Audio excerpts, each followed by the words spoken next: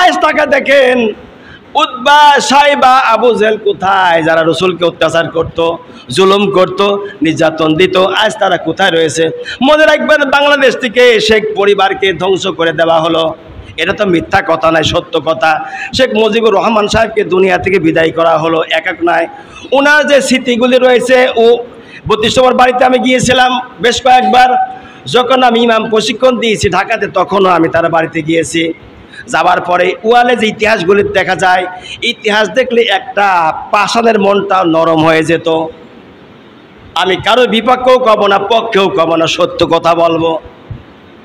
এমন কোনো পাষাণ নাই ওই স্মৃতিগুলো দেখলে তার চোখে পানি না আসে পারত। আজ তার পরিবার শেষ করলো, আর তার কন্যা তার পিতার রাজনৈতিক নষ্ট করার কারণে সেও শেষ হলো। আমার ভাইরা, এই যে জিয়াউর রহমানকে শেষ করলো, এভাবে করি যে এই যে নগদে প্রমাণ। আমি এই কথা কেন বলছি, ভালো করে কান লাগান, এই জন্যই বলছি, বাস্তব কথাইগুলো। অনুরূপভাবে কোরআনের যত কথা বলা হয়, এগুলো বাস্তব কথা, এর মধ্যে কোনো ভুল নাই। কি ভুল আছে? কথা বলেন, ভুল আছে কোরআনে? কোনো ভুল নাই। কোরআনের কথা যেমন জ্বলন্ত প্রমাণ। এই যে বাংলাদেশের রাষ্ট্রপতি কত টাকা মারি দিল, এগুলো জ্বলন্ত প্রমাণ। এগুলো যেমন জ্বলন্ত প্রমাণ, বাবা দাদা মা চাচা নারীরা মারা গেছে, এগুলো জ্বলন্ত প্রমাণ। অনুরূপভাবে কোরআনটা যা আল্লাহ বলেছেন, এগুলো জ্বলন্ত প্রমাণ। এই প্রমাণ আমাকে আপনি মানতে হবে।